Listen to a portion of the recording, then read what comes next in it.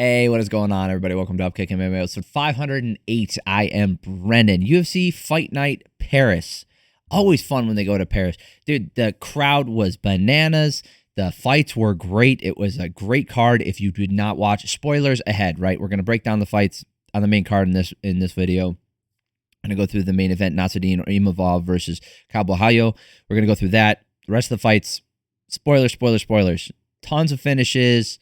Lots of good stuff. Let's get into it. Holy moly. If you like this kind of thing, subscribe to the channel when the next videos come out, and I'd really appreciate it. All right, Nassourdine Imavov taking on Borralho. Two top 10s. All right, we had 7 taken on 2. All right, 7 taken on number 2. Not a great night for the fight nerds. You know, this is what happens, right? A lot of times. You get a lot of these fight camps. The last one that I remember being, maybe this hyped. No, maybe not. It's just one of the ones that stands out in my head was City Kickboxing from New Zealand. When Israel Adesanya was training there, and you have Alexander Volkanovski, you had Dan Hooker, and some of the other I don't remember a lot of the other guys that were fighting out of there at the time, but the point is, like, every time one of these guys would fight, they would just talk about how good the camp is, just talk about how good the crew is, and all these other things. This is kind of what the fighting nerds have become, right? They've been on a hot streak, or were on a hot streak up until recently. Not can crushing, right? They're fighting decent competition and putting them down, and they have skills. It's not like these fighters are bums. They're very good, but inevitably people are going to lose. Like, you're going to lose at some point, and they've kind of just all lost in a row here. Nassourdine Imavov is a tough test for anyone. I think he deserves a title shot. I think he technically could have got a title shot before this, but, they had to do the whole Hamzat thing, which was kind of stupid. So, I mean, Imavov for the title makes the most sense to me. I think he needs to go up and fight for the title now. Right? No waiting around, nothing. It's close enough. The title just changed hands. I think, we set this up in 3 months, 4 months. You can do it in December. You could do it in January, but this card could be put together with these two guys. They just, I think this makes the most sense. Let's talk about how the fight broke down a little bit here. I'm going to try not to get too much into the nitty-gritty of each thing, kind of go over the overall how the fight went instead of how I usually do it. See if you guys like that a little bit more. But, both guys were kicking heavy early, not wanting to engage. Imavov was doing a lot of moving forward and waiting for Borralho to act. He actually got behind on strikes in this round. I got outstruck here, so Borralho, really? I felt like Borralho landed more in here. Anyway, this first round was relatively close. It's hard to say, but I thought Borralho landed more, even though he was moving backwards. You can easily give this to either person. I gave it to Imavov, but the point is, I thought Borralho outstruck him, but Imavov landed with a little bit more impact because he was landing more upstairs than Borralho was. He landed 3 strikes to the head as opposed to the 1, and most of Borralho's stuff was to the body, and it just didn't have the same impact. So body or legs. So I figured Imavov was going to get it because of that, and also it's Paris. So anyway, I gave it to Imavov, and then the second round, more of the same, right? Better round for Imavov, more clearly his round, right? He was moving forward. Borralho kneed him in the nuts, but then later on, Imavov way outdoes that foul. He poked him in the eye twice. Actually poked him in the eye 3 times, got caught twice, no point deduction. We'll talk about that when it comes up.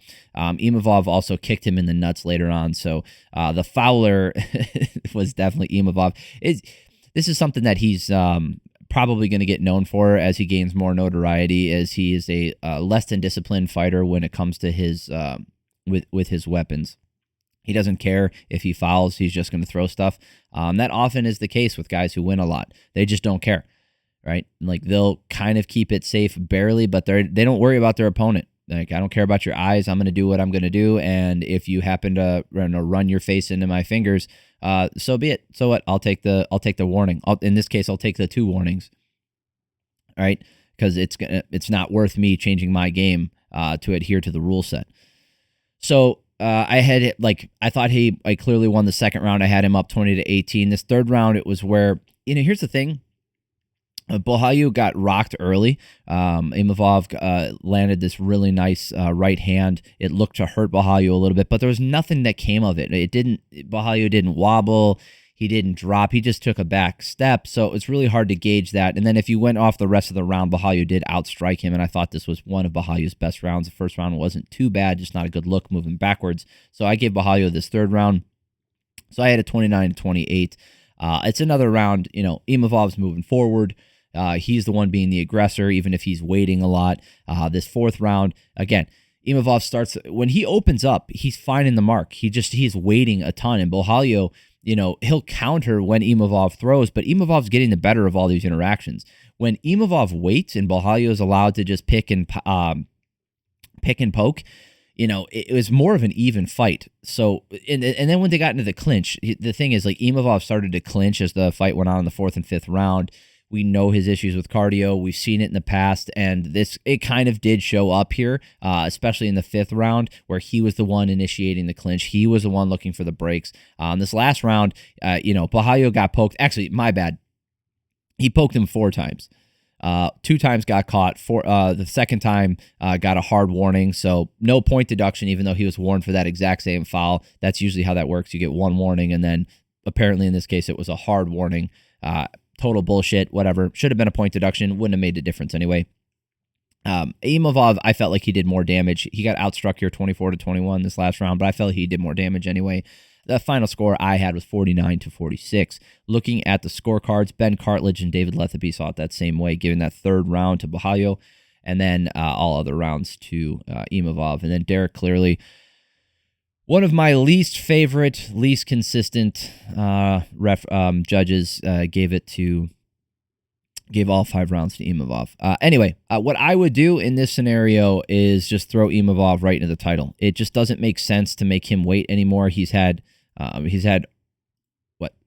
wins in a row against really good competition, right? Roman Dolidze, majority decision, whatever, but yes, getting the finish on Jared Cannonier, great. Unanimous decision against Brendan Allen. Brendan Allen does not get the credit that he deserves by a lot of people. They think he's kind of just a stepping stone. He's not. He's also very good. And Imavov beat him. Imavov beat Adesanya. He knocked him out. Was he winning that fight? No. Was he going to win if it goes to a decision? Possibly. But he got the knockout. He found the chin, so that doesn't matter. He got the win there, and now he beats Borralho, another top 10 opponent. There's no reason not to give him. He had that loss to Strickland back in 2023. Again, cardio issues, the output, that no contest, the stupid against Chris Curtis. Can't be a Chris Curtis fight without some controversy. But anyway, he's number 2. I would put him as number 1. I think Dricus du Plessis should drop after this. I think Imavov goes to number 1, and I think you do it. I think he should fight Chimaev. There's no reason for him not to fight Chimaev. No, there's nobody. I mean, Anthony Hernandez. Okay, Anthony Hernandez, who's had a good run himself, could make a good argument for it. But I think you throw Imavov in there first, and then you put Hernandez in if Hernandez wants to wait. If not, you do Hernandez versus DeRitter or something like that. I think that would be a fun matchup. But yeah, DeRitter and Hernandez should not be jumping the ranks ahead of Imavov. Imavov has beat nothing but top contenders. He's not my favorite style to fight. He's not my favorite fighter, and I'm advocating for him, so that should tell you something. Anyway, not a bad fight. Benoit Saint-Denis versus Mauricio Ruffy. Again, just not a great night for the fighting nerds. I thought this was going to be a bad matchup for Saint-Denis. I really did. I thought Ruffy has enough of the striking to really punish Saint-Denis on the feet, and enough of the grappling defense, possibly to keep it on the feet, but even on the ground, make it aggressive enough to where Saint-Denis doesn't want to be there, can't get anything going down there. I was so wrong in my assumption. It wasn't even close. Benoit, lands this beautiful body kick and then a head kick right away. He gets him down with the body lock takedown, mounts him with 4 minutes left. Ruffy was able to get out of the back body triangle after some transition, Santini getting another takedown right away. Ruffy complained about a low blow to kind of get a break in the action. They probably played it up a little bit, but a foul's a foul. It's legit. Santini did kick him low, knee him low. And just not a ton of damage in this round. You look at the 6-1 for striking numbers for significant strikes, but that's 3 minutes of control time. Ruffy just never got going. Second round, Ruffy comes out and he's really looking to land some big shots, and Santini eats him, moves his way into to grappling exchanges, gets reversed during a takedown, right? Ends up on the ground, but Ruffy lets him up. The commentary team was making saying some things. I was going to say the commentary team is making comments. No shit. But he was doing this thing where, or they were saying this thing where he's making a big mistake by not, doing damage there. But I think Ruffy doesn't want to be on the ground at all because he's worried about either getting reversed or tiring himself out, getting these grappling exchanges with Denis. So he just wanted to be away from it. Whether that was right or wrong, obviously it didn't work out. Another takedown for Santini. He gets the back body triangle, and then he gets the tap from the rear naked choke / face crank. Great finish for Santini. Dude, that is not what I thought was going to happen. But again, the fight nerds, they're running up against talented guys, and it's, this isn't going to be a cakewalk to the title, unless you. This is, oh man, this is a little aside before we get to the next fight. Bukauskas versus Paul Craig. Timestamps are down below, so if you want to skip this, go for it. One thing that I've noticed through the history of the UFC is you'll get these crazy contenders, right? Crazy in either their style, maybe the way they're putting people away, maybe the hype behind them, something crazy outside the norm, right? A person who does not fit in with the rest of the UFC contendership. And they are, usually one of two things happens.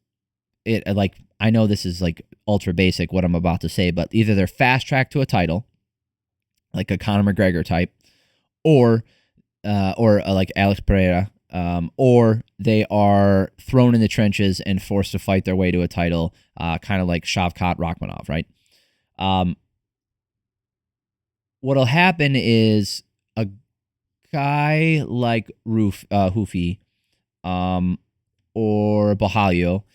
But Ruffy's probably a better example. A guy like Ruffy, if he wasn't given this test, right? If he was just given another striker and he puts him out and then he gets a title shot, there's a good chance Ruffy could become champion in the lightweight division, right? He could become champion and possibly get a couple title defenses because maybe someone like Santini never makes it to the title. I've made this argument before, where some champions, in the past, their title reign and even title ascension, in my opinion, should have an asterisk on it because they didn't take on the contenders that they probably should have. Pereira is one of them. He never fought Robert Whittaker when he fought for the one at 185. Why? He didn't have to fight anyone. He just got the fast track. So, those guys, when that does happen, you can look back at their career and be like, wow, they made it to champion after three or four fights, and holy moly, they had a champion run, they are knocking people out, and then they moved to another weight class, and yeah, and that's impressive. Obviously they're fighting at the highest level, but this is what happens when they don't get that, right? When they get brought up what I would consider the proper way. Right? If Conor McGregor was brought up the proper way, he would have fought maybe another wrestle-heavy opponent probably earlier in his ascension instead of getting Denis Seaver, And yes, he fought not Chad Mendes. Was it Chad Mendes for the title? On short notice because he was supposed to fight Aldo and Aldo pulled out. But anyway, the point is, McGregor is looked upon like this transcendent figure in MMA for good reason. He was very popular, but the point is, if he had been dragged into obscurity by a bunch of wrestlers, would that have ever happened? Would he have ever become champion? Would he have had the Mystic Mac aura about him? Would he? Probably not, and that's what we're seeing here. And like, what's funny about that is Hoofy does have that McGregor style stance. It's not exactly the same. He doesn't have the exact same attacks or anything like that. Anyway, it's just something that I've noticed. All right, Modestas Bukauskas taking on Paul Craig. Boy, Paul Craig is getting no favors as he's retiring here. This was his last fight. He did retire. Bukauskas rushed in. Bukauskas kept overextending on his rushes. He would just wade in with these attacks and get caught in the clinch. He needs to clean that shit up. He really does. Like, he needs to work on his footwork when he steps forward, not to overextend and then just fall into his opponent. Unless that was his strategy. If his strategy was to push Craig up against the fence and get into the clinch, then, he did that. I don't think that was it. But anyway, he lands a right elbow. He gets him down. He starts landing some ground and pound and lands this big right elbow right at the bell. And Craig does not answer the bell. Doesn't get up to return to his corner. And you have to return to your corner under your own power. That is the rules. He did not do that. So Bukauskas gets the KO victory. Fantastic finish for Bukauskas. Good on him. Coming back from that nasty leg injury. Mason Jones versus Bolaji Oki. It's a tale of, two halves in this first round, right? Oki comes out landing some jabs, just comes out like a freaking destroyer, a marauder. He just comes out with no fear, looking to put Jones away. He follows, he lands his right hand, follows up, trying to get the finish, and he put it on. Oki put it on Jones bad early in this first round. And I wrote down, I was like, if Jones can survive this, it'll be interesting because we've seen it. It's a tale as old as time. We've seen it 1,000 times and we'll keep seeing it. When you see a guy hurt, you want to go in and get that finish.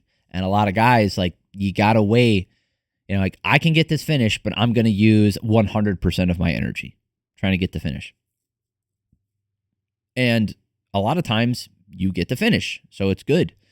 But then what happens when you use 100% of your energy and you don't get the finish? And you land big shots and this guy won't go away. Now what? Now what do you do?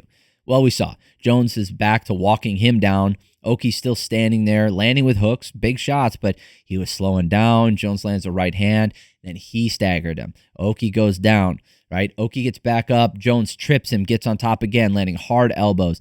This was a relatively, this was a very interesting round. I don't think it was, I wrote down hard round to score. I don't think it should be a hard round to score. This should go to Oki because he had so much damage early on. And yes, Jones did drop him later. But I think Oki was just as close to finishing the fight as Jones was. So as far as who did more damage instantaneously, I think it's at least even, if not in favor of Oki. And then the cumulative damage also goes to Oki. So as much as Jones did come back, I still give this round to Oki. Be interesting to look at the scorecard after this.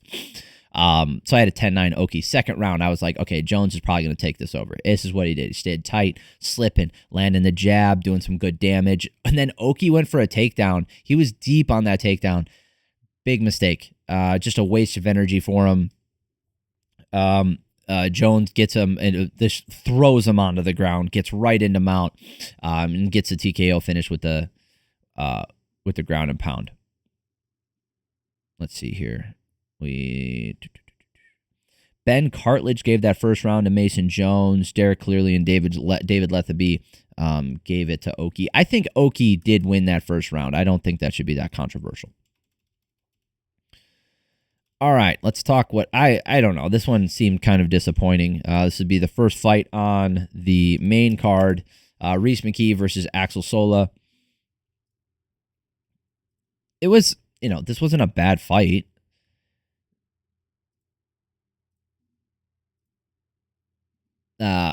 Weird entries from these guys, very clunky with the southpaw orthodox. Sola landing that left hand. Well, McKee eating another one and firing back. They're going back and forth quite a bit. Sola was staying in tight. and trying to circle and enter. McKee was very plotting and looking to land big, right? So Sola was staying light on his feet, moving around, dancing around. McKee was plotting forward, trying to land a big shot on him. Sola got the takedown in here. After the first separation, Sola looked a little tired, but he had done so much in this round. I felt like he landed enough. 9-6. It felt a lot more active than that. But I gave this first round to Sola 10-9. Second round, Sola really wants to land a shot and get a break, but McKee is either eating and advancing or evading and advancing, right? He's keeping the pressure on constantly. McKee starts finding the mark with uppercuts. He's doing a good job. I felt like Sola did enough damage in this round, though, as he was retreating. 18-16. It was a relatively close round, but I gave it to Sola. Set him up 2018. And then the last round, McKee, again, finding the mark, but then the body shots from Sola and McKee. McKee goes down. I thought this was a bad stoppage. It's Herb Dean. Herb Dean barely pays attention when he's in there now. And if I ever met him in person, I'm sure he's like a perfectly fine individual. I've got no problems with him other than, hanging his friend out to dry and going to jail. Anyway, other than that, I think his time as an MMA ref as being like the gold standard has well passed. Right, I think he's functional at the best times. Right, I don't think he's a great referee. I think he does his job most of the time, but then a lot of the times he's just, what seems like more and more kind of just not paying attention and doing the bare minimum. Right, he sees something going on and he just instantly makes a flash decision, and then that's what he sticks with, regardless of what happens or any context around that. In this case, he sees a guy go face first, and he's like, all right, that's it. Meanwhile, Rhys, the reason why he went face first is, he got hit in the body, but he was going for a leg. Like, he reached for a leg to kind of get a tie up, then he reached for a hand, and then as he's reaching for that hand to get the 2-on-1, possibly stand back up or drag him down or do something, right? As he's doing that, the fight gets stopped. It's unfortunate. I think that was an early stoppage, a bad stoppage. Anyway, that is it for UFC Paris main card. Thank you guys for stopping by. It means a lot to me. If you like this thing, subscribe to the channel, like I said at the top, so you know the next video is coming out. I'd really appreciate it. If you like the video, hit the like button. All right, next video is going to have the prelims on it. I appreciate y'all. Thank you guys. Have an amazing week. Peace. Love y'all.